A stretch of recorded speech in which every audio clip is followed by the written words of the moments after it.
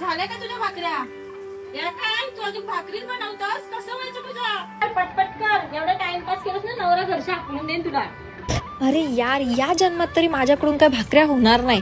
काहीतरी आयडिया लावायलाच लागल. अरे हा आयडिया. तर मी प्रस्तुत करत आहे तुमच्यासाठी भाकरी मशीन. आता मी पण बघते सटासट भाकऱ्या बनत कशा नाहीत त्या.